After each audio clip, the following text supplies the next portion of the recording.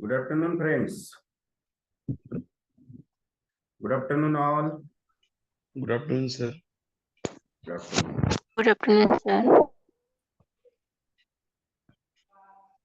So after a long period, है ना, 2-4 दिन गए, लेकिन ऐसा लगता बहुत दिन गए, राइट? Yes, sir.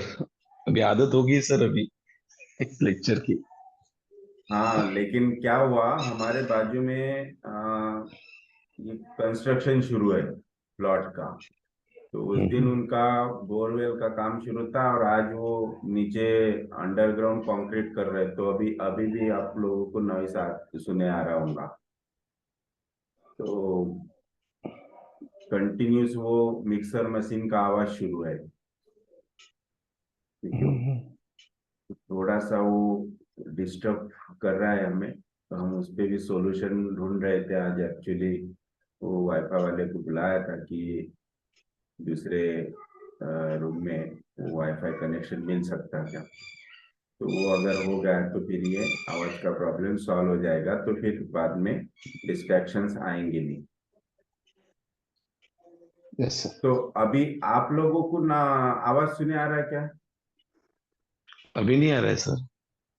लेकिन क्या होता है, प्रॉब्लम ये है कि ये जो अपन इसके वीडियो यूट्यूब वीडियोस बना रहे हैं ना, तो वो कैमरा वो साउंड कैच कर लेता है। अच्छा, हाँ, इसलिए वो प्रॉब्लम जा रहा है। ओके। तो देखते हैं, उनको बोला है कि थोड़ा सा, लेकिन वो बोले हम रुक नहीं सकते क्योंकि कंक्रीट का है, वो कंटिन्यू करना ही पड़ता वर्क। ठीक है, फिर भी हम थोड़ा सा डिस्कशन कर लेते हैं इस पे कि अभी तक हमने क्या क्या सीखा। इस एक्यूट बुक से हमें क्या क्या मिला, थ्योरी ऑफ एक्यूट से क्या क्या आइडियाज हमें मिले, क्या क्या आइडियाज अभी भी बाकी है आप लोगों की, कि जो अभी भी सिलेक्शन ऑफ रेमेडी में प्रॉब्लम जा रहा है, या फिर सिलेक्शन एक्यूट केसेस में ऑन द स्पॉट हमें एनकाउंटर करना होता है। तो ऑन द स्पॉट आप जब सिलेक्शन करते हैं तो उसमें कुछ दिक्कतें जा रही हैं, प्रॉब्लम्स जा रहे हैं, आपको प्रॉब्लम्स फेस करने पड़ रहे हैं, पेशेंट के सामने कुछ समझ में नहीं आता है। या फिर जब भी आप रेमेडी सिलेक्शन के इस पे जाते हैं, ऑप्शन पे जाते हैं, तो किस बेस पे कैसे उस रेमेडीज के पॉइंटर्स पेशेंट में देखना और उसे सिलेक्ट करना। तो इन सब बातों में अगर कोई प्रॉब्लम है, कुछ डाउट्स है, कुछ दिक्कतें जा रही हैं, कुछ अड़चन है, तो आप प्लीज पूछिए। अपन थोड़ा सा वो साउंड थोड़ा सा कम होने तक थोड़ा सा डिस्कशन कर लेंगे। यस, किसी को कोई डाउट, कोई प्रॉब्लम, कोई दिक्कत, कोई अड़चन जो भी है, या फिर इसके रिलेटेड नहीं होंगी और कोई अड़चन होंगी इस बुक के इसमें, कि जो कोई पार्ट इस बुक का, कोई चैप्टर जो समझ में नहीं आया है, या फिर बहुत ज्यादा समझ में आया है लेकिन एप्लीकेशन में प्रॉब्लम जा रहा है, तो ये भी आप बोल सकते हैं, शेयर कर सकते हैं, पूछ सकते हैं, no problem. Yes, someone else.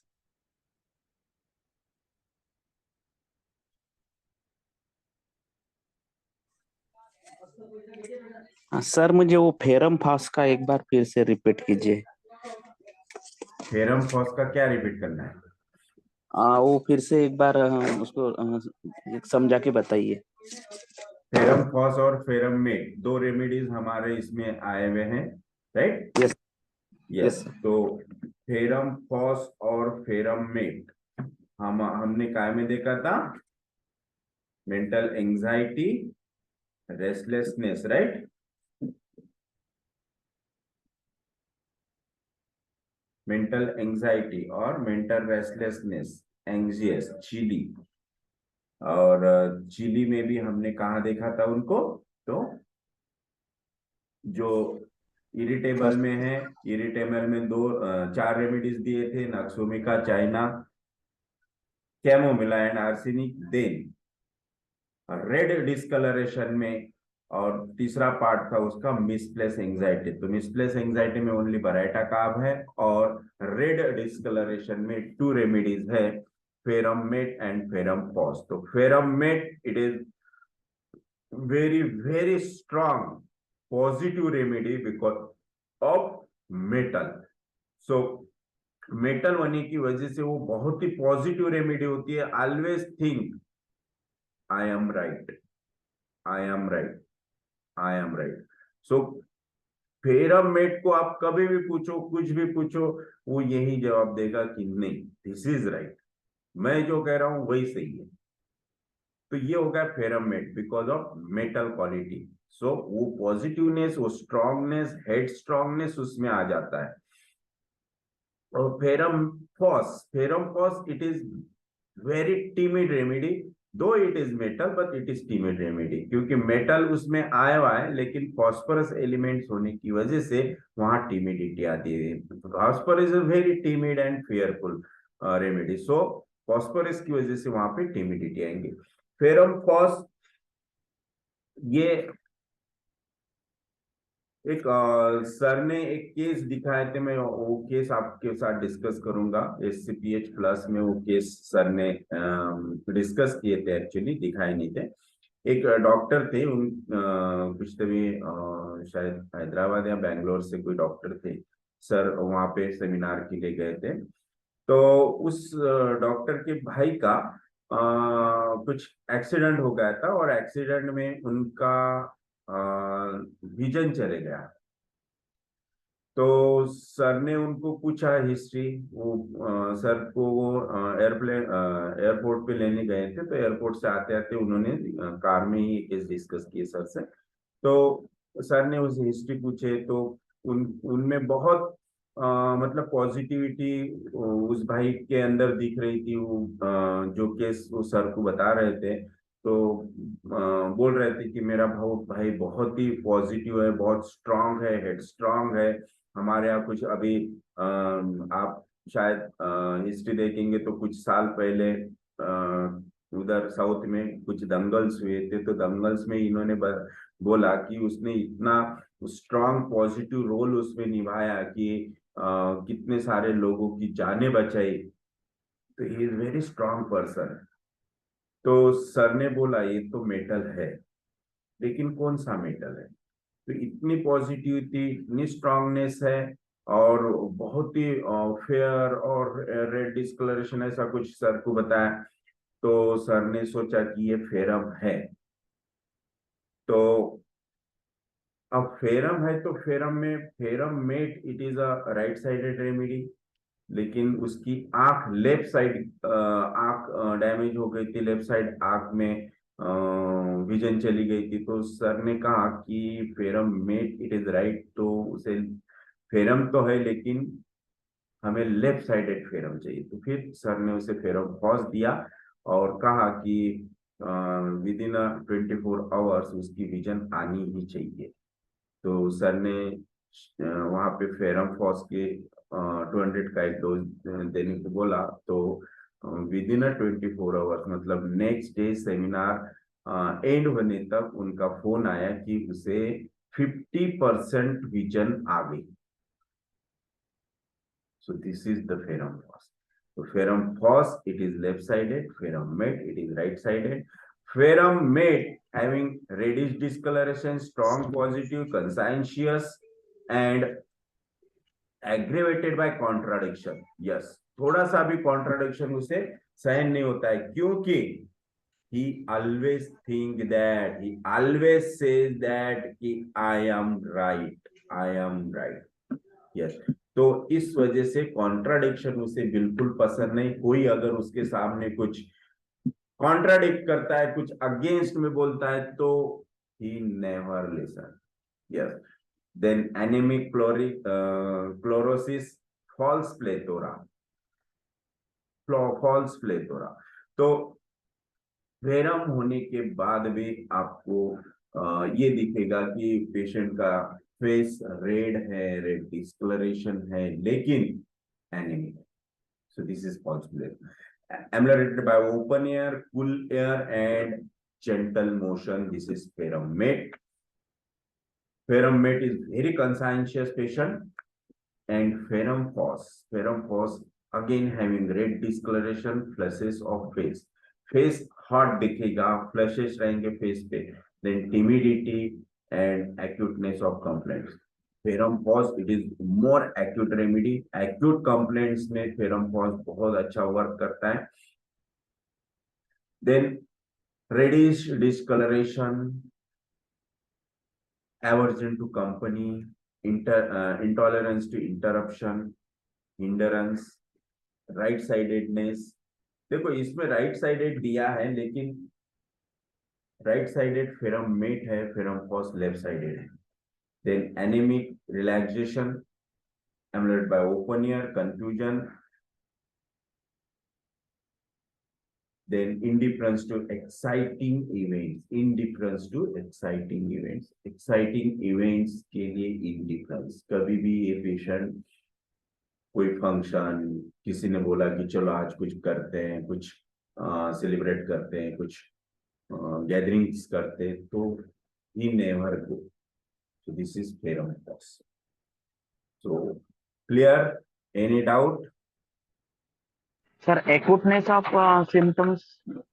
Acuteness of complaints, अब इसका एग्जांपल मैं आपको बताता। 3 दिन पहले मेरे पास एक पेशेंट आया, और पेशेंट को सीवियर माइग्रेन था, मतलब सीवियर हेडेक हो रहा था, और चेहरा पूरा ऐसे रेडिश, और बाद में उसके रिपोर्ट्स मैंने देखा तो पेशेंट कुछ क्रॉनिक प्रॉब्लम्स उसके इसके थे एब्डोमेन के, और उसको रूमेटॉइड आर्थराइटिस भी था। तो ही वाज एनीमिक, और कुछ एक शायद वो 3-4 बजे आया था, तो मॉर्निंग से उसको सीवियर हेडेक हो रहा था। That was acute complaint, that was acuteness of, और पेन बहुत था। और दूसरा लेफ्ट साइडेड पेन था, चिली था, थर्स्टी था, और बहुत ही ट्रिमेंडस एंजाइटी कि जैसे कि कुछ हो तो नहीं जाएगा, कुछ हो तो नहीं गया, लाइक दिस। डर रहा था थोड़ा सा कि ये जल्दी होने को ना कहीं दूसरा कुछ निकल तो नहीं जाएगा। तो वो अकॉर्डिंग टू चार्ट मैंने mental anxiety, mental restlessness, mental anxiety, then chilly, thirsty, उसमें से फेरम पॉज सिलेक्ट किया, और उससे कहा कि ये डोज लो और आप यहीं पे बैठो आधा घंटा। तो आधे घंटे में उसका पेन नियर अबाउट 50% कम हो गया, और थोड़ा सा रेडनेस भी कम हो गया, उसकी एंजाइटी भी कम हो गई। उसने खुद बोला कि नहीं अब मुझे अच्छा लग रहा है, अब शायद कुछ डरने की बात नहीं, मैं चले जाता हूँ। तो ये था एक्यूटनेस ऑफ कंप्लेंट, है ना। उसको क्रॉनिक डिजीज थे, लेकिन एक्यूटनेस ऑफ कंप्लेंट जो फास्ट आया और फास्ट रिजॉल्व भी हो गया। तो इसे कहते हैं एक्यूटनेस ऑफ कंप्लेंट। तो नेक्स्ट उसे डोज भी देने का काम नहीं पड़ा, क्योंकि वो ओपीडी में पेशेंट आया था, एक्यूट प्रॉब्लम के लिए ही आया था। तो उनको कहा कि आपको कॉन्स्टिट्यूशनल लेना पड़ेगा, तो आप अपॉइंटमेंट लेके आइए, आपको कॉन्स्टिट्यूशनल दे देंगे। Got it? Okay sir, thank you sir. Yes, doctor Raut. Good evening sir. Good evening. Hello yes yes, बोलिए सर, आप बोलो। हाँ हाँ। अभी आपकी टीचिंग से प्रैक्टिस में तो काफ़ी इम्प्रूवमेंट हो रहा है सर अभी। Wow wow wow wow. लेकिन सर आपने जैसे हार्ट डिसीज का ये एक केस बताया था सर, आपने मर्कसॉल से ठीक किया था। तो अभी सेम कंप्लेंट्स मेरे जो ससुर जी है कि नहीं, हाँ, उनमें भी अचानक विद इन 15 मिनट्स में mental physical restlessness, perspiration with chest pain. हाँ, लेकिन मैं थोड़ा डर गया। मर्कसॉल की ही केस थी तो डरी नहीं, मैंने टंग वगैरह देखा था। फिर मैंने बाजू के डॉक्टर को कॉल किया, वो फिर मुझे हार्डली 10 या 15 मिनट मिले होंगे। हाँ, तो वो आते-आते थोड़ा-सा मैं भी उनके पास उनको लेने के लिए गया था, तो आते हुए कोलैप्स हो गए। इसलिए अनफॉर्चुनेट मर्कसॉल देने के लिए मिला ही नहीं मुझे। अच्छा। तो और वो थोड़ा-सा डेयरिंग नहीं की, लेकिन उससे पहले जो एक केस थी राइट ब्रेस्ट अल्सर की, नहीं क्या सर? हाँ, तो अभी अभी की क्लासेस वगैरह चालू हो गए ना, तो उसमें वगैरह काफ़ी अच्छे रिजल्ट्स आ रहे हैं अभी। वेरी तो नाइस। ये मेरे को अंदर से बहुत बुरा लग रहा है कि मैंने तुरंत डिसीज़न नहीं ले सका। अंदर से नहीं, रिग्रेट हो रहा था कि ओके ओके। हाँ, तो अभी भी नहीं क्या, हाँ। मर्कज़वाल देना चाहिए था सर उस समय में, ऐसा लग रहा था मुझे। हम्म। तो कैसा है, हमारे मेडिसिन से कुछ रॉन्ग तो होगा नहीं, है ना? हुँ, हुँ। होगा तो फायदा ही होगा। इसलिए आप, अगर आपको परफेक्ट सिमिलैरिटी लग रही है, परफेक्ट आपको सिम्टम्स मैच हो रहे हैं मेडिसिन के, और लग रहा है कि ये परफेक्ट रेमेडी है according to acute, according to chart और अकॉर्डिंग टू रेपर्टाइजेशन रूब्रिक्स, तो मेडिसिन दे देनी चाहिए। देने के बाद अदर एड्स आप वहां अप्लाई कर सकते हैं, लेकिन फर्स्ट आप दे दो, शायद वो अदर एक्ट सेकेंडरी जो भी ट्रीटमेंट आप लेने जा रहे हैं तो वो लेने का शायद काम भी ना पड़े, और वहां तक जाने तक वो पेशेंट सेटल भी हो जाए। इसलिए आप पट से देने को कोई प्रॉब्लम नहीं है। एक ग्लोब्यूल्स भी आप ले लेते थे मुंह में, ये जिप के नीचे रखो, नो प्रॉब्लम, चले जाता है। यस। नहीं, कभी-कभी जैसे अभी तो मैंने ये भी देखा है सर, अभी जैसे अभी थोड़ी-सी भी रॉन्ग हो गया है तो और फेटल डिसीज़ में टर्न हो गए पेशेंट, ने क्या? हाँ, कैसा है देखो, हार्ट तो अटैक इसलिए आया है, हार्ट का प्रॉब्लम है, पेशेंट हॉस्पिटल तक जाने तक कोई गारंटी नहीं है, राइट, है ना? तो कभी भी हार्ट फेल हो सकता है। इसलिए कम से कम दे तो दो, एटलीस्ट उसका एंजाइटी, उसका रेस्टलेसनेस, उसका पेन, वो तो कम हो जाएगा। जो आउट ऑफ कंट्रोल है, जो डिस्ट्रक्शन में जा रहा है, वो तो वहां पे स्टॉप हो जाएगा, वो तो कंट्रोल में आ जाएगा। भला ही उसके लिए उस पेशेंट को एक 10 मिनट भी मिल जाए हॉस्पिटल पहुंचने तक, तो भी बहुत मतलब उससे, उस चीज से बहुत बड़ा फर्क पड़ सकता है उसकी लाइफ के लिए। Yes. तो नहीं, वो थोड़ा-सा इससे पहले ना अनुभव एक्सपीरियंस भी कम यानी कि एक्सपीरियंस नहीं होने के कारण थोड़ा-सा मैं, और पेशेंट घर का होने के कारण मैं थोड़ा डर गया था। तो उसके कारण वगैरह में भी हो सकता है मे बी सर। बराबर है। लेकिन हाँ, हाँ। तो अ, कैसा है पता है, आप लोगों ने सायानाइड का नाम सुना होगा, हाँ सर। सुना है ना? हाँ सर। Potassium cyanide, right? हुँ, हाँ। तो क्या है ये? ये पॉइजन है इतना सर। इस पॉइज़न है, इंस्टेंट विथिन 2 इंस्टेंट मिनट्स में इंस within 2 minutes? Two second में। सेकंड। टू सेकंड सेकंड भी सेकंड नहीं, सेकंड 2 सेकंड भी नहीं, 0 सेकंड। सेकंड। पोटेशियम सायानाइड का ऐसा है कि अगर आप निडल लेते हैं और उसमें ऐसे डाल के निकाल लेते हैं, और निकालने के बाद उसको साफ कर लेते, कपड़े से पोंछ लेते और उसको प्रिक करते, तो जैसे प्रिक करेंगे वैसा पेशेंट खलास। दिस इज पोटेशियम साइनाइड, बराबर है?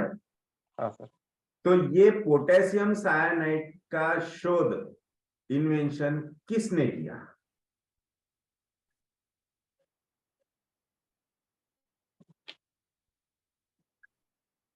नहीं पता सर। नहीं पता। तो जिसने भी किया होगा,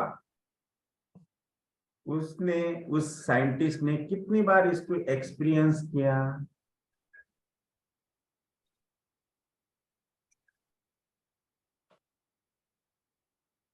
एक्सपीरियंस तो नहीं किया होगा, नहीं किया नहीं होगा, किया होगा, है ना? नहीं किया होगा। नहीं किया होगा। लेकिन उसका इन्वेंशन तो हुआ ना, उसका शोध तो हुआ ना, प्रूव तो हुआ कि ये साइनाइड है करके, हुँ, है ना? मतलब जिसने भी किया होगा वो तो मर ही गया, हुँ। है ना? अब उसको पता होगा कि ये खाने के बाद मैं मरूंगा, लेकिन हमें पता करना है कि ये क्या है, पॉइजन है, बराबर है? फिर भी उसने उसका एक्सपीरियंस लिया, उसका, उसको प्रूव किया उसने। हो सकता है कि 4 लोगों को बैठा होगा और बोला होगा कि ये चीज है, ये एक लिक्विड है, मैं खा रहा हूँ, आप लोग ध्यान रखो कि मेरे अंदर क्या क्या चेंजेस आते हैं। और बेचारे ने ऐसे मुंह पे एक बूंद डाला होगा न, खल्लास, सामने वाले तो शॉक हो गए होंगे। तो कहने का मतलब ये कि जब तक आप ट्राई नहीं करेंगे, जब तक आप कोशिश नहीं करेंगे, जब तक आप अप्लाई नहीं करेंगे, जब तक आप डेयरिंग नहीं करेंगे, तब तक आप कैसे केसेस हैंडल करेंगे, कैसे रिजल्ट मिलेंगे, कैसा आपका एक्सपीरियंस बढ़ेगा, कैसे आपके रिजल्ट बढ़ेंगे, कैसे रिजल्ट बढ़े नहीं तो कैसे पेशेंट बढ़ेंगे। जब आप एक केस सॉल्व करेंगी तो वो एक केस एटलीस्ट अगर वो 2 लोगों को भी बोलते हैं कि भाई अरे यार मेरे को हार्ट अटैक आया था और डॉक्टर ने मेरे को मेडिसिन दिया, हॉस्पिटल जाने तक तो मैं अच्छा हो गया था, है ना। तो हो सकता है कि आगे से पेशेंट एलोपैथी में जाने के पहले ये सोचेंगे कि पहले यहाँ जाते, यहाँ से डोज लेते, फिर एलोपैथी के यहाँ जाते। ये टाइम आने को टाइम नहीं लगेगा, है ना। इसलिए हमें कुछ भी हो जाए डेयरिंग तो करना पड़ेगा, कुछ भी हो जाए ट्राई तो करना पड़ेगा, कुछ भी हो जाए अगर प्रैक्टिस करना है तो ये सब कुछ करना पड़ेगा। देखो, अगर हम देने के लिए डरते हैं और आप एलोपैथी में जाओ, एलोपैथिक हॉस्पिटल्स में जाओ, वो देने के लिए कभी नहीं डरते, पहले दे देते हैं बाद में सोचते हैं, है ना। पहले दे देंगे बाद में देखेंगे, पहले दे तो दो, हो सकता है उसकी जान बच जाए, है ना, है ना। भला ही उसके कितने भी साइड इफेक्ट हो, उससे कितना भी प्रॉब्लम हो जाए, लेकिन पहले दे दो। तो आप जब कोशिश करेंगे, कोशिश, मुझे ऐसा लगता है कि भाई कोशिश कभी नहीं करना, एक तो देना नहीं तो नहीं देना, कोशिश कुछ नहीं होती है, राइट। यस, ट्राई कुछ नहीं होता है ना।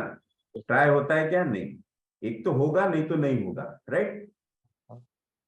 अगर कोई लेडीज बोलती है कि मैं प्रेग्नेंट होने का ट्राई करती, नो, मैं बच्चों को जन्म देने का ट्राई करती, ये ट्राई कुछ नहीं होता, एक तो होगा नहीं तो नहीं होगा, राइट।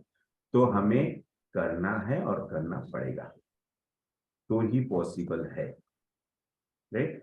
तो कैसा है, अगर एलोपैथिक हार्ट स्पेशलिस्ट के यहाँ इतनी जाने जाती हैं, इतने डेट्स होते हैं, पेशेंट की डेट इतना डेड रेशो इतना है हार्ट अटैक में, उन्होंने अगर ये सोचा होता कि भाई नहीं, हार्ट अटैक का डॉक्टर मत बनो, हार्ट स्पेशलिस्ट मत बनो, कार्डियोलॉजिस्ट मत बनो, क्योंकि कुछ भरोसा नहीं होता है, केस हो गई तो हो गई, अच्छी नहीं हो गई तो पेशेंट की डेथ हो जाएगी, फिर भी बन तो रहे ना, है ना। इतने केसेस जाते फिर भी पेशेंट उनके पास जाते ही है ना, है ना। तो वो भी लोग आखिर में पेशेंट की जान बचाने के लिए ही करते, भला ही वो उनमें सक्सेस हो या ना हो, लेकिन आप हम हमारा अगर काम परफेक्टली करते हैं 100% वहाँ सक्सेस मिलेगा।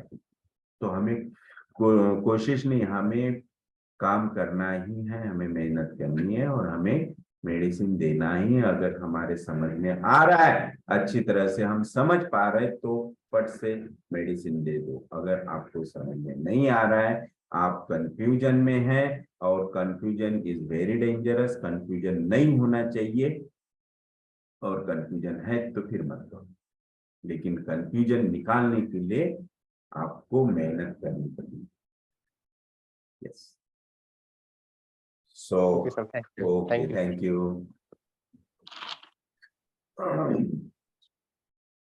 उनके हाथ से इतने पेशेंट जाते हैं, हमारे एक आधा गया भी हार्ट अटैक मेडिसिन देने के बाद, अगर मेडिसिन लगी नहीं या फिर पेशेंट का लाइफ ही नहीं था, लाइफ लाइन छोटी थी, तो वहां पे कुछ ऐसा नहीं समझना कि अरे यार मेरी वजह से हुआ, नहीं, आपने कोशिश की है और अच्छा इंटेंशन रख के कोशिश की है, इसलिए वहां पे आपको गिल्ट मानने की कोई जरूरत नहीं।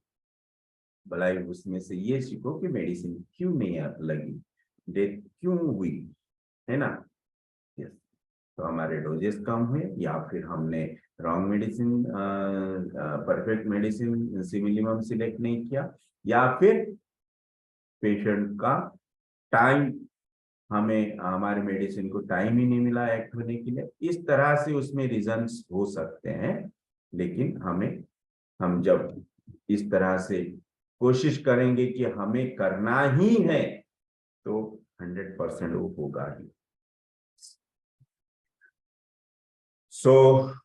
और किसी को कुछ पूछना है?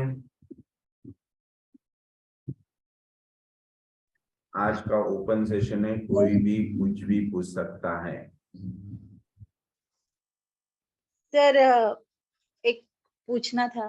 जी, हैंड राइज कीजिए तो आप इसमें आ जाएंगे। ठीक है सर।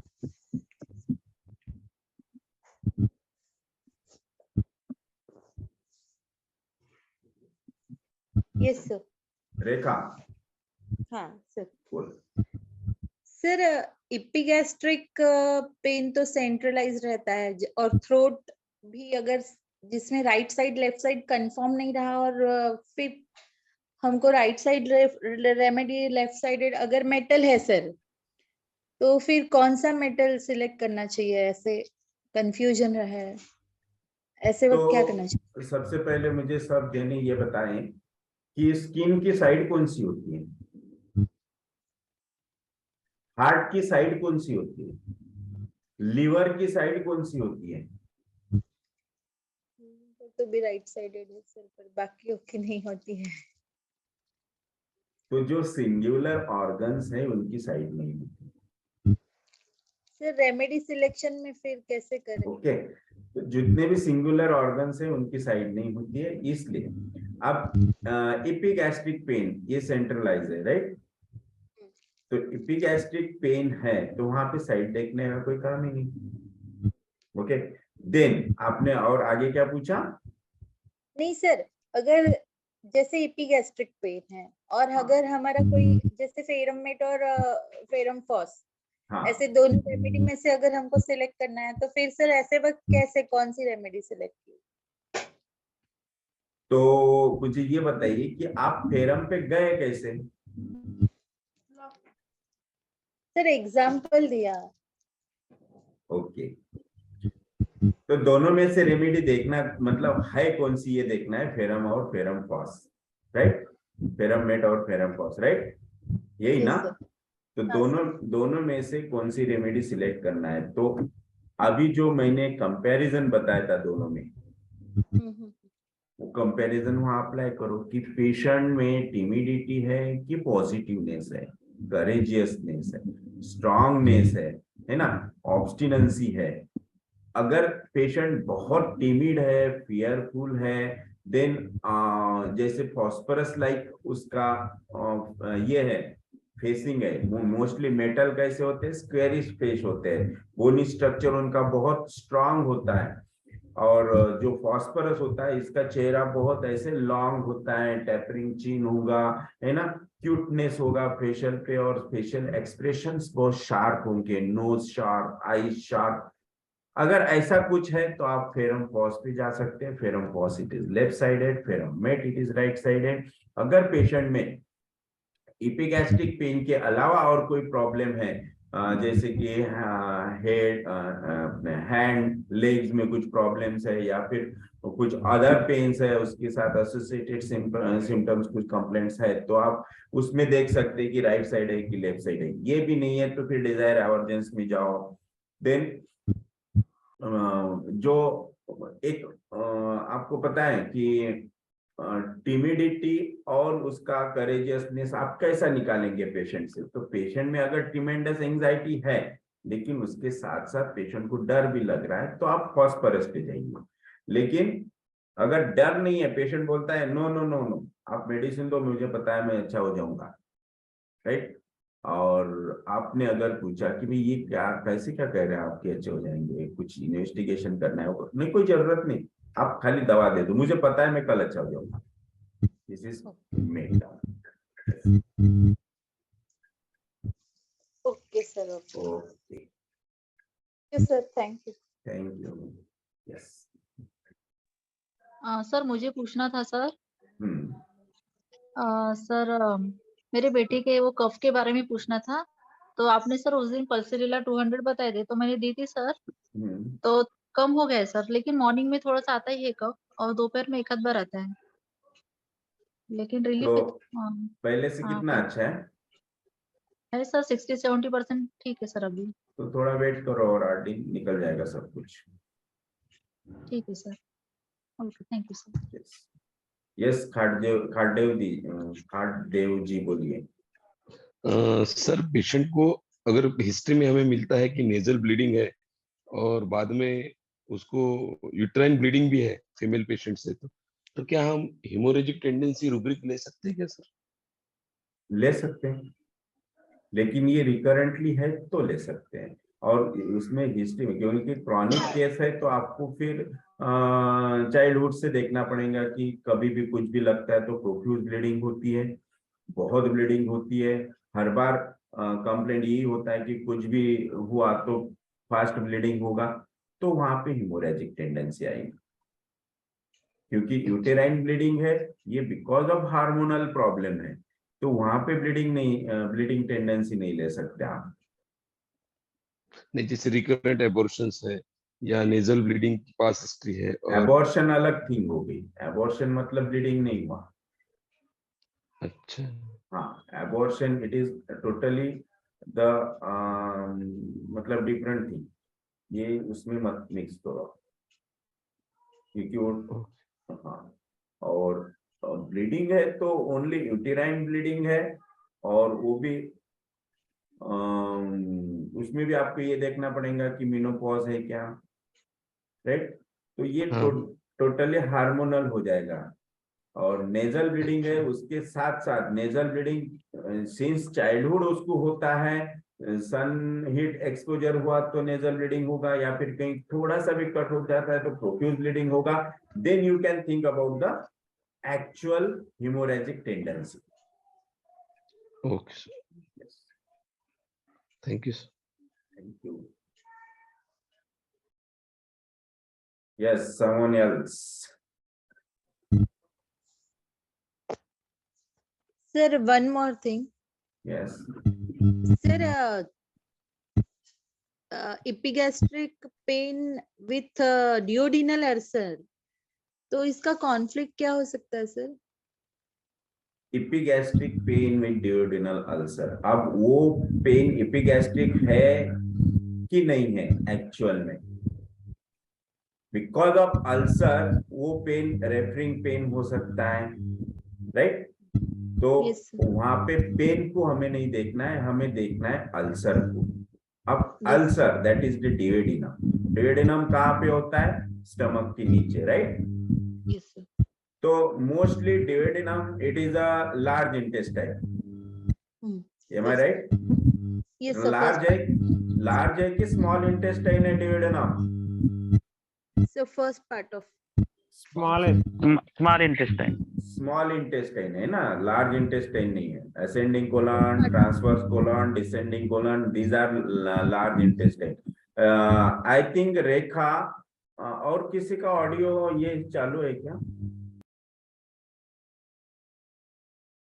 यस, रेखा तुझ्या बाजूला बहुतेक खूप आवाज होत आहे। ओके, तो ये जो है ना large intestines, it is related to the senior persons of the family, and a small intestine that is the duodenum it is related to the children's or junior persons of the family। तो family में जो भी छोटे छोटे हैं उनके साथ कुछ कॉन्फ्लिक्ट होता है तो duodenum will affect and duodenum will suffer। so duodenum में अल्सर हुआ तो अल्सर की वजह होती है एंगर सप्रेस, है ना। तो बहुत दिनों से इमोशंस एंगर सप्रेस हो रहे हैं, कुछ कर नहीं पा रहे हैं, या फिर वायलेंट एंगर है तो भी अल्सरेटिव कंडीशन आ सकती है। यस यस रेखा, अंडरस्टैंड? सर फिर फर्स्ट सिम्टम हम लोग क्या लेंगे सर रेपिट्राइजेशन के वक्त? रेपर्टाइजेशन में आपको ये जो कॉन्फ्लिक्ट है ये पेशेंट के अंदर देख के पेशेंट की क्या रिएक्शन थी उस वक्त, ऍक्च्युअल में क्या सिच्युएशन हो गई, सिच्युएशन के बाद रेखा तुझा ऑडिओ खूपच आवाज करतोय, साऊंड करतोय. सर माझ्या तिथे तर कोणाचाच आवाज नाहीये. आता येत नाहीये बघ, तू हलवला तर कदाचित येत असेल बघ.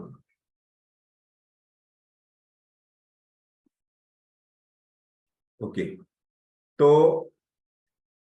क्या बोल रहे थे सर?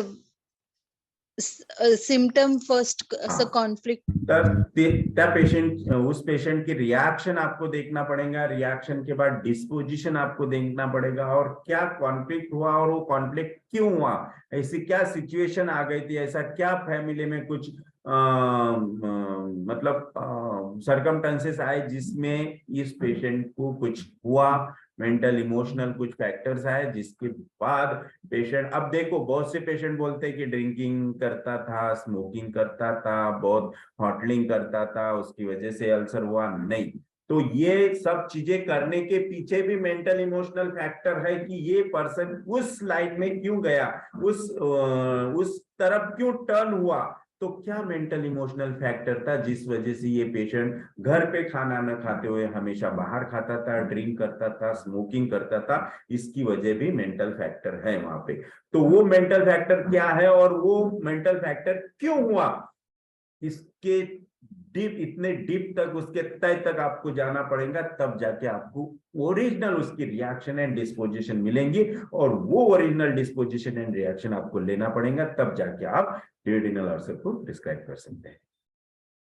यस सर, अगर ऐसा जिस केस के बारे में आपसे मैं डिस्कस कर रही हूँ सर, उनकी डॉटर ने लव मैरिज किया एंड उससे वो ट्रॉमा हो गया, वो कोमेटोस हो गई सर, 7 days कोमा में थी. Yes, that was very shocking and anger also, कि उसको इतना गुस्सा आया होगा उस चीज का, and shock, that's why she goes into coma. और उसके बाद बार बार उस चीज को सोचना, क्योंकि बात तो हो गई लेकिन अब कुछ नहीं कर पाते, इसलिए उस एंगर को दबा दबा के वहां पे उसने अल्सर क्रिएट कर दिया. अब ये सब बातें उनसे आपको कंफर्म करनी पड़ेंगी, ये ऐसा ही है क्या. यस सर, ऐसा ही है. यस, तो फिर आप ले सकते हैं उसमें long lasting grief, elements from anger vexation, elements from anger vexation suppress, elements from shock, like this. Delirium anger भी ले सकते, कंटिन्यूअस. इस तरह से रूब्रिक्स लेके जो मेडिसिन आएंगे आप उसे अच्छी तरह से डिस्पोजिशन के साथ मैच करके दे दीजिए. Okay sir, thank you very much. Thank you. Yes, doctor Meenakshi.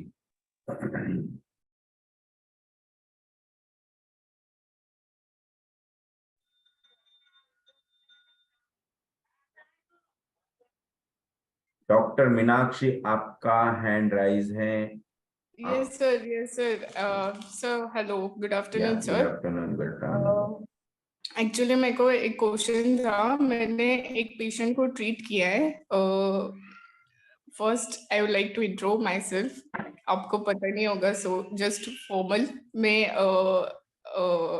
मतलब अभी जस्ट यूजी पास आउट हूँ एंड 1.5 साल से प्रैक्टिस कर रही हूँ. कहाँ? सो कोल्हार में, शिरडी के पास. कोल्हार मेरे गांव में ही स्टार्ट किया है. मेरे को आपको हमारी लिंक कहाँ से मिली, आपको कहाँ से नंबर? सीनियर डॉक्टर थे, डॉक्टर स्वप्निल जैन सर. उन्होंने मतलब बोला और उनसे पता चला आपके बारे में. तो आप कब से कर रहे हैं क्लास अटेंड? मैंने आपके प्रेडिक्टिव होम्योपैथी के बुक के बहुत दिनों से क्लासेस ऑन एंड ऑफ करती हूँ. ऐसे कांस्टेंट नहीं होता है, बट मेरे पास बुक भी है तो मैं पढ़ती हूँ at the same time simultaneously. But continue attend नहीं होता क्योंकि मैं एमडी कर रही हूँ सर, साइकेट्री में से होम्योपैथ. सो फिर इसके लिए थोड़ा सा अप डाउन होता है. तो खुद पढ़ने में और ये सुनने में क्या डिफरेंस लगा आपको? एक्चुअली आप जो इलेबोरेट करते और एग्जांपल देते तो उससे ज्यादा अच्छे से याद रहता है, बिकॉज एक्सपीरियंस है तो फिर एग्जांपल से ज्यादा कैच होता है अच्छे से. whereas हम जब फर्स्ट रीडिंग देते हैं तो इतना एट अ टाइम ग्रॉस इतना याद नहीं रख सकते unless and until you have some kind of जैसे बोलते मेमोरी, तो ऐसे आप एग्जांपल देते हैं तो याद अच्छे से रहता है, बेटर होता है। तो आपको इससे फायदा हो रहा है? Yes of Okay. कोर्स। तो हमें ये कंटिन्यू करना चाहिए ऐसा, इस टाइप का रीडिंग, इस टाइप का सेशंस। यस अप्रिशिएटिंग है, जैसे मेरे जैसे यंग लर्नर्स है ना, उनके लिए बहुत सारे कंसेप्ट्स ऐसे हो जाते हैं ना कि थ्योरेटिकल अगर हमारा क्लियर भी हो जाता है, then to practical unless and until तुम नहीं आते प्रैक्टिकली, बहुत सारी चीजें अलग रहती है। मतलब मैंने स्टार्ट किया था प्रैक्टिस, बट हर चीज आप कोरिलेट नहीं कर सकते। यस। सो इसीलिए मेरे को प्रॉब्लम आया, मतलब स्टार्टिंग में थोड़ा सा दिक्कत होती थी क्लिनिक्स में, बट अभी थोड़ा सा इम्प्रूव हो गया है, ऐसे मैं ही बोल रही हूँ, बट ठीक है भाई। तो अभी आप लोगों को इससे इतना फायदा हो रहा है, लेकिन जो आगे का हमारा प्रोग्राम आने वाला है, वर्कशॉप हम करने जा रहे हैं, वो वर्कशॉप जब आप अटेंड करेंगे ना, तो आपको लगेगा कि अरे यार ये तो दुनिया ही अलग है होम्योपैथी की। ओके। इतना मतलब जमीन आसमान का डिफरेंस है, जमीन आसमान का, कि हम जो अभी अप्लाई कर रहे हैं, हम जो अभी सीख रहे हैं, हम जो अभी देख रहे हैं, इससे भी कई गुना आगे का। यस और यस इतना अच्छा है वो, जब हम देखेंगे, वो जब हम सुनेंगे और उसे सीखेंगे ना, तो पता नहीं क्या होने वाला है। इतना ट्रिमेंडस उसमें नॉलेज है, और वो बहुत ही अच्छा है। उसके हाइलाइट्स में आगे कुछ अपने इस बुक रीडिंग वर्कशॉप में हम देंगे, तो आप सही में आप लोगों को उसमें से इतना कुछ मिलने वाला है, और इतना अच्छा है वो कि तब पता चलेगा कि रियल में हैनेमन मैन था कि गॉड था, कि उस पर्सन की क्या क्या ब्रेन होगा, किस टाइप से कैसे सोचा होगा और कैसे लिखा होगा। तो ये इसमें तो कुछ भी नहीं, आगे इतना कुछ आने वाला है बहुत। यस। ओके तो सर। आपका क्वेश्चन। सर एक्चुअली मेरे पास एक पेशेंट है जो 17 इयर्स का है, उसको सब एक्यूट अपेंडिसाइटिस है, इसीलिए उसका 6 to 7 mm अपेंडिक्स एनलार्ज्ड है। तो मैंने पिछली बार नक्सवोमी का प्रिस्क्राइब किया था on the basis of constitution and he felt good. So मैंने इस बार भी रिपीट किया, but there was no any change. Then again after that, अब पहला क्वेश्चन अपन सॉल्व करते कि वहां पे सेकंड टाइप प्रिस्क्राइब करने के बाद चेंज क्यों नहीं आया, क्यों रिलीफ नहीं हुआ? I may think कि appendicitis is like constitutionally अपन ने इस अप्रोच में थोड़ा माइस्मेटिक अप्रोच देखना चाहिए, depend only on syphilitic symptom लेकर। Very nice, good answer. But nux vomica का it is a acute remedy. उसने आपने जब उसे प्रिस्क्राइब किया तो उसने मिराक्युलसली वहां पे रिजल्ट दे दिया, लेकिन तुरंत आपको उसके बाद उसकी कॉन्स्टिट्यूशनल रेमेडी निकालना था, जो आपने नहीं किया। और अगर आप वहां पे तुरंत मतलब उसके बाद 1-2 दिन बाद आप उसको उसके कॉन्स्टिट्यूशनल रेमेडी का अगर एक डोज देते थे, तो उसको रिकरेंट मतलब उसके बाद अटैक नहीं आता था एपेंडिसाइटिस का। Yes. तो अभी आपको उसकी कॉन्स्टिट्यूशनल रेमेडी निकालना है, क्योंकि first that case was acute, after that become sub acute, now it is become chronic, so you want a chronic remedy. और उसे ही हैनेमन कहते हैं, जो मैं दूसरी दुनिया का बात कर रहा था ना, वो दूसरी दुनिया में उसे कहते हैं एंटीसोरिक रेमेडी। तो अभी वो जो आपने बोला है ना कि उसे माइजमेटिकली सोचना चाहिए था, राइट? तो माइजमेटिकली उसे अभी आपको एंटीसोरिक रेमेडी का एक डोज देना है, उसके बाद वो पेशेंट 100% क्योर हो जाएगा। मैंने उसके बाद उसको जस्ट ऑन द बेसिस कि उसका एलिमेंट फ्रॉम सप्रेस्ड एंगर, मतलब ज्यादा डिटेलिंग और रिलेटेड टू अपेंडिसाइटिस का reason might be due to suppressed anger या अनएक्सप्रेस्ड एंगर, ये सोचकर मैंने स्टैफिसाइग्रिया प्रिस्क्राइब देने के बाद भी ही डिडंट गेट रिलीफ। अब मेरा ये question, staphysagria also acute remedy. Yeah, but sir, actually ही उसको मतलब 6 to 7 days पेन हो रहा है, और मैंने अप्रोच भी चेंज किया. I go to syphilis and only taking the prominent symptom जो अभी वो फिलहाल सफर कर रहा है, एंड सिर्फ उसी पे ध्यान दिया. एंड थोड़ा माइंड रिलेटेड कि एंगर सप्रेस्ड है, एंड ये चीजें कंसिडर करके I prescribe staphysagria, but then too there was no relief. मतलब कल किया मैंने और आज तक he is still no relief. तो मेरे को ऐसे लग रहा है shall I refer him to allopath physician और No. What should No, I no, do? no. I am First, you take a deep case. मतलब उसकी डिटेल में केस लो आप. केस लेने के बाद उसके डिस्पोजिशंस निकालो क्या है, और ये ऐसा कौन सा फैक्टर है उसके फैमिली में, उसके पेरेंट्स के बीच में क्या हो रहा है जिसकी वजह से उसे गुस्सा आता है और उसकी वजह से ये उसे एपेंडिसाइटिस हो रही है. तो आप वो देखो पहले, फैमिली उसका बैकग्राउंड कैसा है, फैमिली में क्या चल रहा है, उसके मदर पेरेंट्स के बीच में क्या है, उसके बाद वो रेमेडी आएगी. राइट? वो सब ठीक है. देखो, उस पर से उसका डिस्पोजिशन निकालो और उस पर्टिकुलर सिचुएशन में इसकी क्या रिएक्शन होती है वो रिएक्शन लो. Then you can take a rubric like inflammation of appendix. या हाँ, तो इस टाइप का रूब्रिक देखो, एब्डोमेन में आपको मिल जाएगा. और फिर जाके, या फिर इन्फ्लामेटरी कंप्लेंट्स ऑफ इंटेस्टाइन, ऐसा भी शायद कोई रूब्रिक है उसमें, ऐसा कुछ देख के आप वो डालो और उसकी रेमेडी निकालो और फिर दो. और उसमें थर्मल्स भी आपने देखना चाहिए. यस. Okay okay. और बाद में देखो उसको वो पेन कभी नहीं होगा. ओके सर, मैं इस अप्रोच से कंसिडर करूंगी. वैसे Yes. मैंने थोड़ा कंसिडर किया था, but I think I should go in detail और फिर देखते हैं रिजल्ट क्या आते हैं. Thank you so much sir. Thank you so much. Thank you. Yes, doctor Naresh. हाँ सर, गुड इवनिंग. गुड ये इवनिंग. जो thickening of caecum and terminal ileum, इसमें क्या कॉन्फ्लिक्ट हो सकता है? सिकम और इलियम मतलब father mother.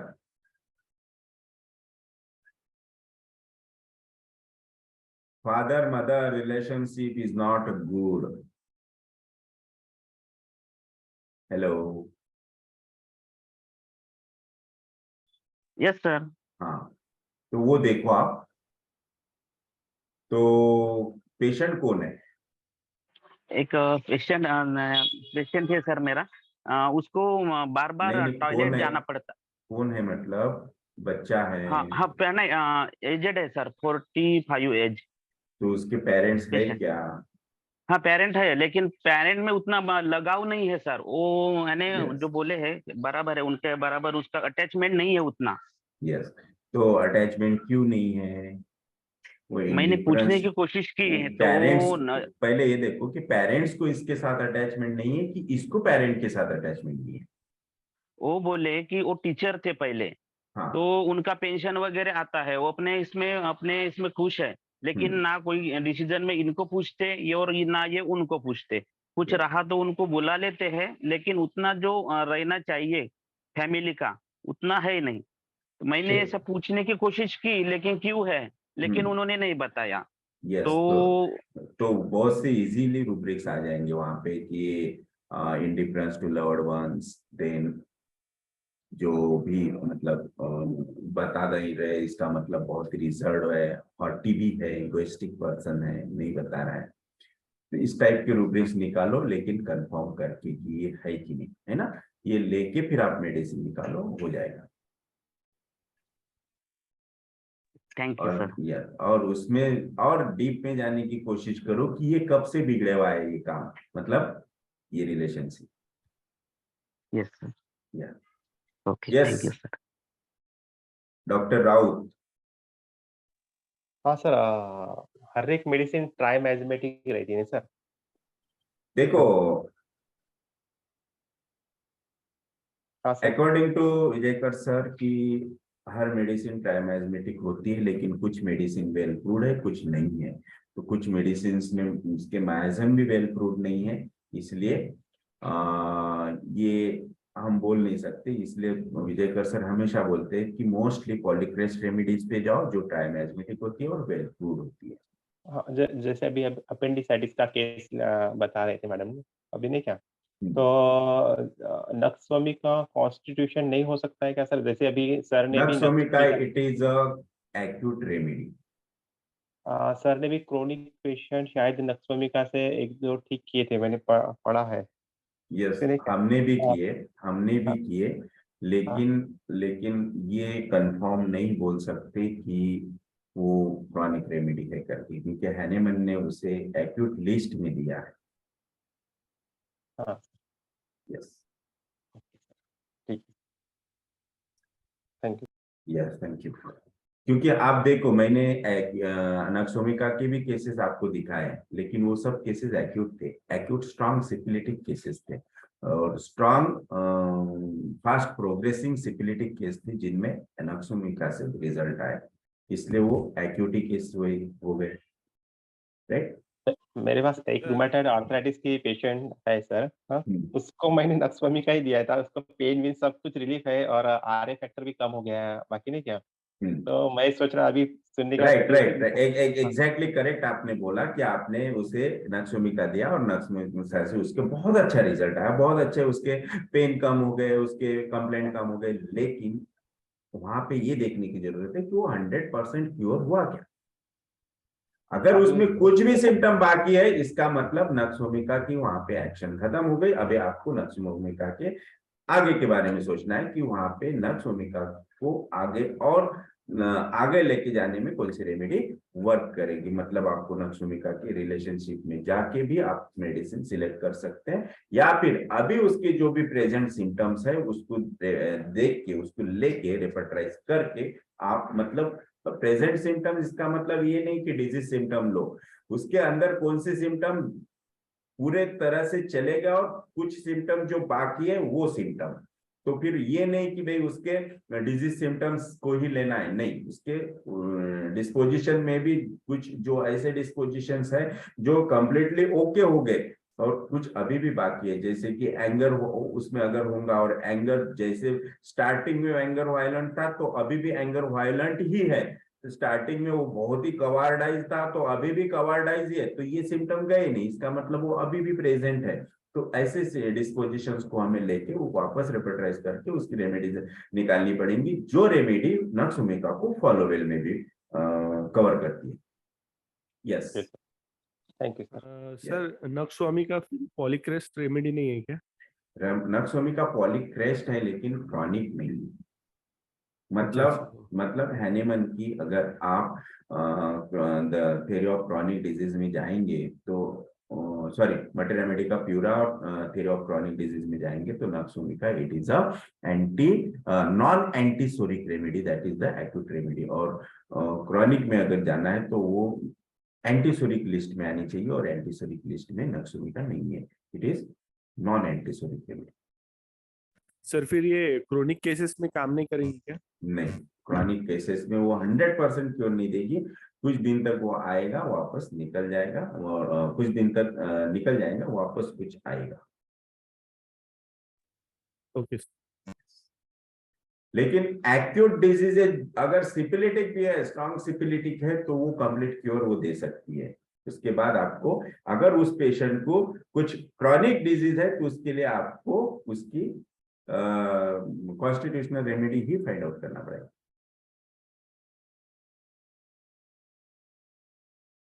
Yes, yes, Prashant ji बोलिए।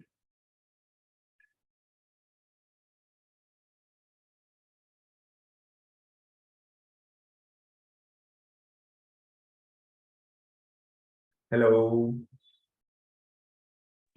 हेलो। हाँ, बोलिए।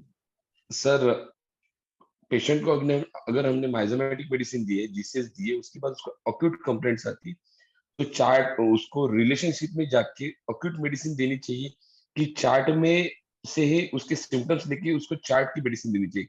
अगर हम चार्ट की मेडिसिन देते हैं और वो माइजोमेटिक मेडिसिन की रिलेशनशिप में नहीं है, तो चार्ट की मेडिसिन से ठीक होने के बाद माइजोमेटिक मेडिसिन रिपीट करनी चाहिए कि वेट एंड वॉच करना चाहिए?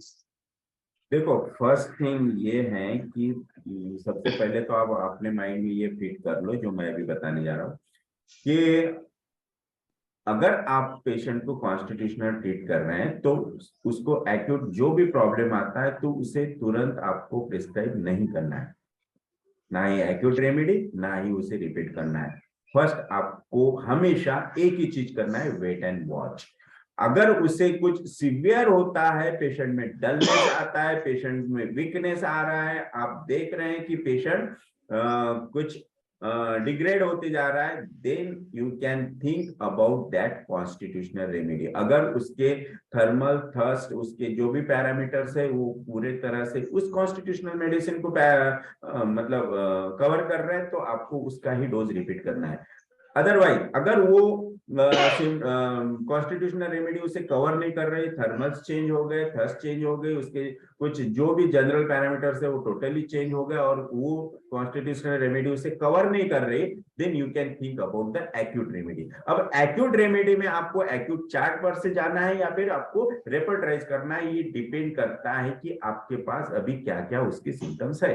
अगर आपके पास ज्यादा सिम्टम्स नहीं है, आपको कुछ ऐसा प्रोमिनेंट उससे कुछ नहीं मिल रहा है, तो go through the acute chart. अगर आपके पास उसके बहुत सारे सिम्टम्स आए, उसने बहुत सारे एक्यूट में उसकी जो भी डिस्पोजिशन, एक्यूट में जो भी सिम्टम्स आपके टोटलिटी आपके सामने आपके हाथ में आ गई है, तो आप रेपर्टाइज करके भी जा सकते। अब रेपर्टाइज और एक्यूट चार्ट दोनों में भी आपको ये कंपैरिजन करना है कि एक्यूट चार्ट पर से जो रेमेडी आपको मिल रही है और रेपर्टाइजेशन से जो मिल रही है वो एक ही है क्या, सेम। अगर एक होंगी तो 100% वो रेमेडी उसकी है, आप दे दो। अगर आपको रेपर्टाइजेशन में रेमेडी मिल रही है और एक्यूट चार्ट में नहीं मिल रही, अगर रेपर्टाइजेशन में आपको रेमेडी मिल रही है तो आप रेपर्टाइजेशन के रेमेडी के साथ भी जा सकते हैं। यस।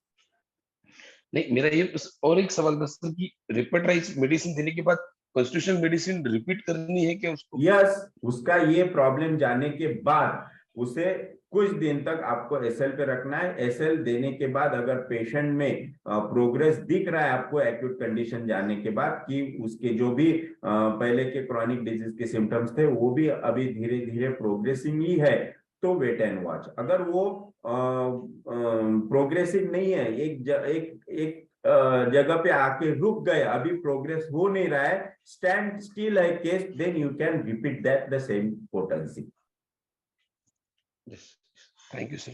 सर एक रिक्वेस्ट थी कि ये जो अक्यूट रेमेडीज आप बोल रहे हैं, नक्सोमिका या आर्निका या स्टैपिसेग्रिया, अभी हमको नहीं पता था कि स्टैपिसेग्रिया अक्यूट है करके। हमने कई केसेस को स्टैपिसेग्रिया देख के कई अच्छे रिजल्ट भी मिले, बाद में रिलैप्स हुए होंगे तो उसके डोजेस बढ़ाए, पर ये दिमाग में नहीं आया कि एक्यूट मेडिसिन। तो आप प्लीज इसका एक चार्ट अगर ग्रुप पे डालेंगे तो बड़ी मेहरबानी होगी।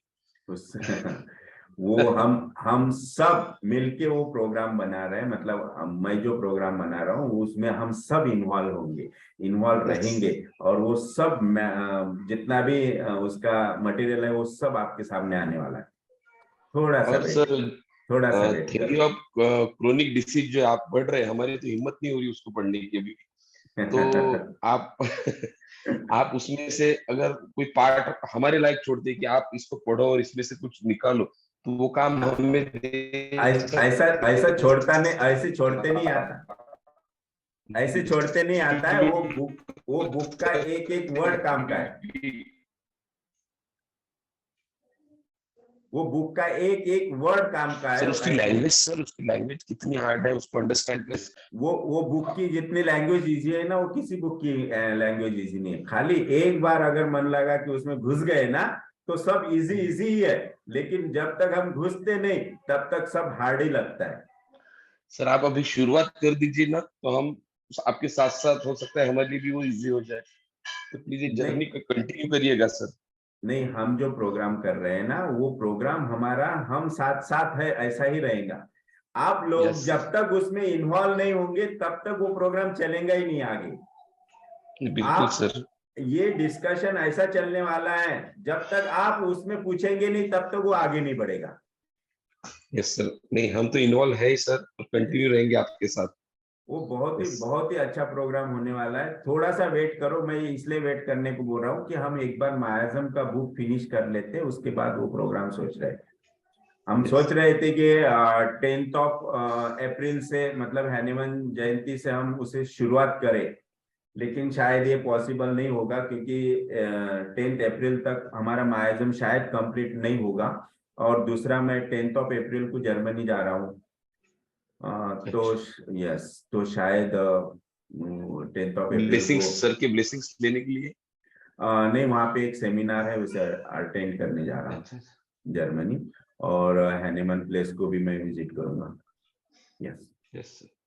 और आप Thank you, अपने sir. इसमें से भी किसी को आना है तो आ सकते हैं। सर ग्रुप पे डाल दीजिए ना सर। कोई बात नहीं, मैं डाल देता हूँ। Yes sir, thank you 2 sir. दिन का सेमिनार है और 7 दिन का टूर है वो। अच्छा, आप जा रहे हो तो वैसे आने की जरूरत नहीं है क्योंकि आप बता ही देंगे क्या है वो। ठीक है यस, सर, बिल्कुल फ्यूचर में देखेंगे पक्का। बिल्कुल। Thank you sir. Yes, thank you. Yes, किसका अभी हैंड, जिसका हो गया वो हैंड नीचे कर लो। यस यस, डॉक्टर नरेश, वापस आपको कुछ पूछना है? नहीं, ओके। सो तो शायद आज बुक रीडिंग नहीं होगा क्योंकि 5 बज चुके हैं, और किसी को कोई डाउट होगा तो हम वो क्लियर कर लेते हैं। Okay, yes sir.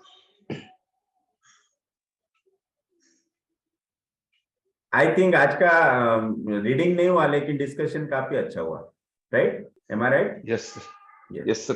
ऐसा डिस्कशन के लिए भी एक आध दिन चाहिए सर बीच बीच में। यस, तो आप लोग आपके प्रैक्टिस में जो भी आपको डिफिकल्टीज आते हैं ना, छोटी सी हो, कुछ भी हो, नथिंग वाली हो, उसे लिख के रखा करो, नोट करके रखा करो, और ऐसे एक आधे दिन में ऐसे कुछ पूछ लिया करो। तो उससे वो कैसा होता है कि जो भी लोग नए, मतलब न्यू कमर्स है हमारे इस ग्रुप में, जो प्रैक्टिस के लिए न्यू है, जो अभी अभी क्लिनिक डाले हैं, उनके लिए वो बातें बहुत मायना रखती है, वो बहुत ही इंपॉर्टेंट होती है, क्योंकि जो हमें प्रॉब्लम आते हैं ना वो सभी को ही आते हैं जी। इसलिए कुछ भी माइनर भी हो ना कि भाई अरे यार ये कैसे पूछना, नहीं, पूछो। पूछेंगे तो आपका ही फायदा है, डेयरिंग बढ़ेगा और वो प्रॉब्लम भी सॉल्व हो जाएगा। Yes sir, activity no change में अभी भी बहुत डिफिकल्टीज आ रही है। अरे यार वो तो इतना इजी है, बहुत ही। एक्टिविटी नो चेंज, एक्टिविटी में कोई चेंज नहीं है, पेशेंट को इतना। अभी देखो आज की केस बताता मैं, एक छोटी बच्ची आई जिसको 101 टेम्परेचर था कल से। तो फिर पेरेंट्स को पूछा कि पेरेंट्स बहुत एंजियस कि डॉक्टर साहब देखो ना, इसको वापस बुखार आ गया, और वो पेशेंट आया मेरे पास नियर अबाउट 4 महीने बाद। मैंने बोला वापस बुखार आया मतलब क्या?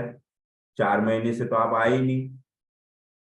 हाँ, बोले 4 महीने पहले आया था और अभी वापस आया है। ओके ओके, तो ठीक है, बुखार आया, 101 था। ओके, तो उसको परसों बुखार आया, उसके बाद कल आया और आज सुबह से नहीं था।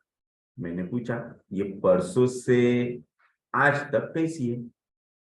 इसको तो कुछ फर्क ही नहीं पड़ता, बोले, है ना। हमारे कोई टेंशन है कि इसको 101 बुखार है, लेकिन वो मस्त खेल रही, खा रही, पी रही, मजा कर रही, और इतना इतना परेशान कर रही, बोले सबको, कि इसको मतलब कहीं ना कहीं लेके जाना ही पड़ता घुमाने को, इसको कुछ ना कुछ देना ही पड़ता। ये बिल्कुल हमारे को लेके खेलती, मतलब सबको परेशान कर रही। हमारे को लेके खेल रही मतलब परेशान कर रही। इसका मतलब क्या? बेबी की एक्टिविटी कैसी है? Normal, right?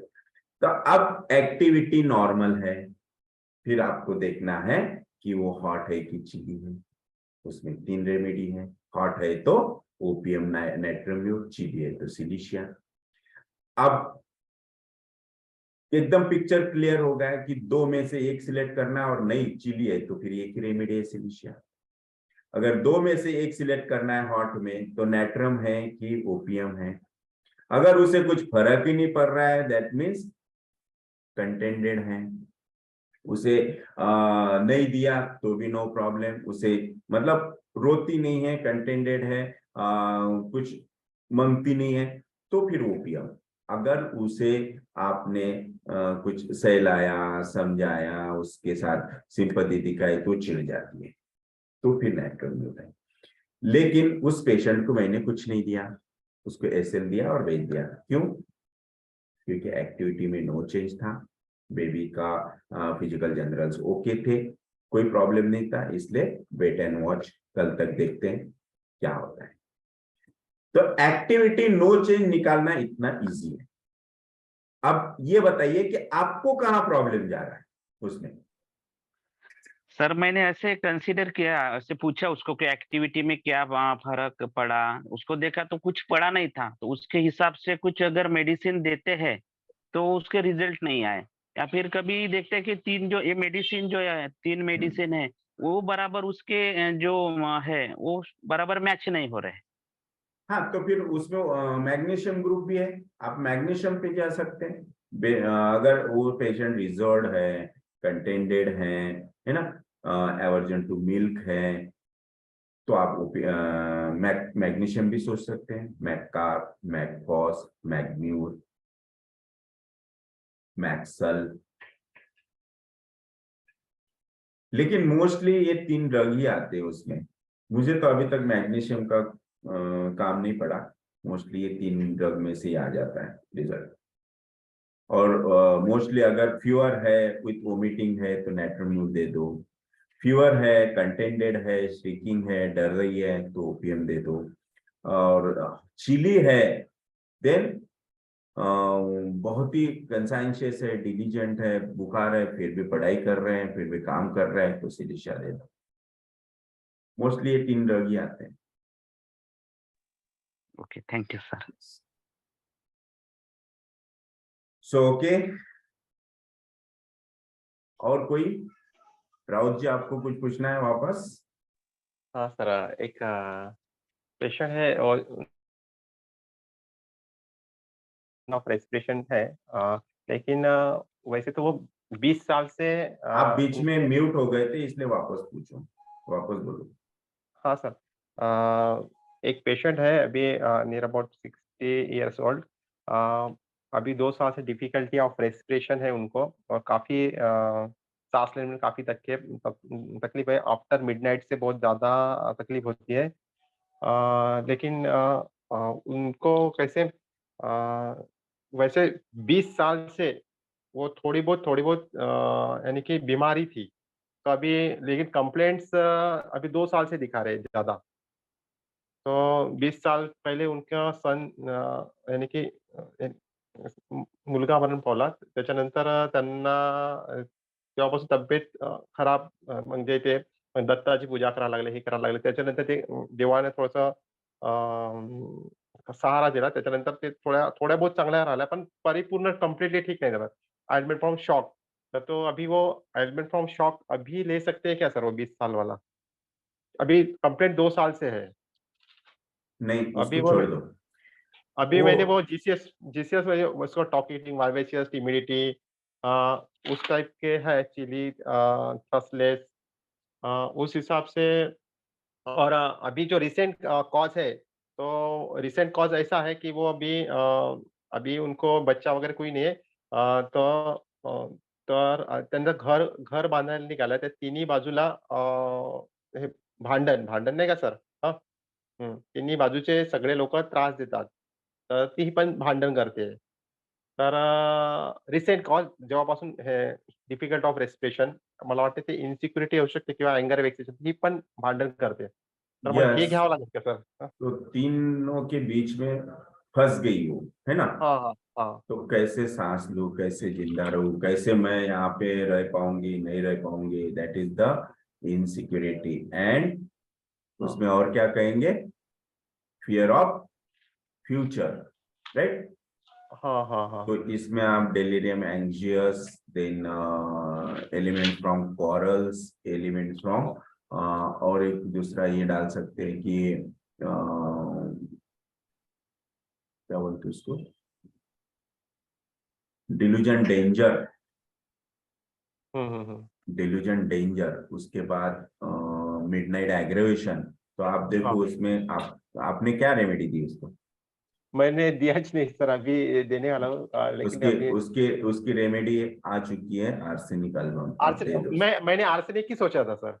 दे दो आप। आपसे नहीं कि सोचा था, तो देने वाला था, लेकिन एक बार आपसे पूछ लेता बोला सर। बिल्कुल दे दो, दे दो, थैंक हो यू जाएगा। Okay sir. Okay, so thank you very much. आज हम Thank you, यही sir. रुक जाते हैं। Okay, thank you. आज शायद डॉक्टर कन Thank से you, नहीं sir. थे क्या? है ना, आज डॉक्टर कन से नहीं थे शायद। ओके, मैं सो सर रूम है। हेलो। हाँ सर। हाँ, आई एम देयर, बट मैं बीच में थोड़ा रेस्ट इश्यू था, तो बीच में ज्वाइन हो गया। ओके ओके, सेक्शन में बोला ठीक है, आज दूसरों का सुनते हैं सबका। ओके, हाँ ठीक मैं पूछ लूंगा कल। ठीक है। Okay, thank you very much. कल हम मिलते हैं। Hello sir. Yes, hello sir, छोटे बच्चों में सर्वाइकल लिप एडेनोपैथी रहती है सर, क्रोनिक। जी। वो सर कॉमन है सर, क्या प्रॉब्लम है, क्या उसका कॉन्फ्लिक्ट क्या रहेगा sir? Cervical chronic cervical lymphadenopathy, lymph lymph enlargement, lymph enlargement, lymph neck में रहता है enlarge. Sir. Yes, lymph enlarge हो गए मतलब क्या? फियर, है ना? ओके। यस, तो फियर है बच्चे में कुछ तभी। और कौन से साइड के है वो देखो, लेफ्ट साइड है, राइट? लेफ्ट साइड में है सर। लेफ्ट साइडेड है मतलब फियर अबाउट मदर, मदर के लिए उसके अंदर इनसिक्योरिटी है कुछ तभी, है ना, कि मदर मुझे छोड़ के जाएगी क्या, मदर कहीं चली जाएंगी क्या, क्योंकि lymph node it is also relationship के लिए भी आ जाते हैं, या फिर इसके लिए भी आ जाते हैं, डिवैल्यूएशन के लिए। तो उसके अंदर वो कुछ तभी है कि फियर है कि मुझे मदर छोड़ के जाएगी क्या, या फिर कुछ दूसरे बच्चे के लिए उसके मन में कुछ मतलब अप्रिसिएशन के लिए कुछ कॉन्फ्लिक्ट तैयार हो रहा है क्या, जैसे कि घर में और कोई बच्चा होगा तो मदर उसके तरफ ज्यादा। उसके उम्र का भाई का लड़का है मेरे। हाँ, तो दोनों में जेलसी होती रहती है हाँ, बीच तो बीच में। उसको ऐसा लग रहा है कि उस मतलब उसको ज्यादा प्यार करेंगी, मुझे नहीं, उसको नजीक लेंगे क्या, मुझे नहीं लेंगे क्या, लाइक दिस, इस टाइप का कुछ तभी उसके अंदर कॉन्फ्लिक्ट है, और उसको निकाल के आपको मेडिसिन देनी पड़ेगी, वो क्योर हो जाता है। लेफ्ट साइड में कोराजा रहता है हमेशा, नाक सर्दी रहती है हमेशा उसको। हाँ, वो वही है, वो कि वो सेंस नहीं कर पा रहा है, स्मेल नहीं कर पा रहा है उस चीज को, जो उसको दिखता है लेकिन वो समझ में नहीं आ रहा है। That is the fear, insecurity. Okay sir. और सर दूसरा, किडनी स्टोन्स में सर अप टू व्हाट अपन लिमिटेशंस रह सकता है सर इसका? अभी तक मैंने 25 mm का निकाला है, उसके आगे नहीं जा सका, शायद फ्यूचर चले जाऊंगा। Thank you sir. Yes, so thank you very much. Okay, bye bye, see you. हाँ सर बोलिए। उसको कितने दिन Thank you, लगे sir. सर निकलने के लिए फिर? वो तो जल्दी गिर गया था, लेकिन उसके बाद जो छोटे छोटे थे वो जल्दी नहीं गिरे। Okay. Yes, so thank you very much. Okay, Thank you, bye sir. Bye, good day, Thank you, good Bye, sir. sir. Night. Thank you, sir. Yeah. Thank you. Thank you sir. Thank you.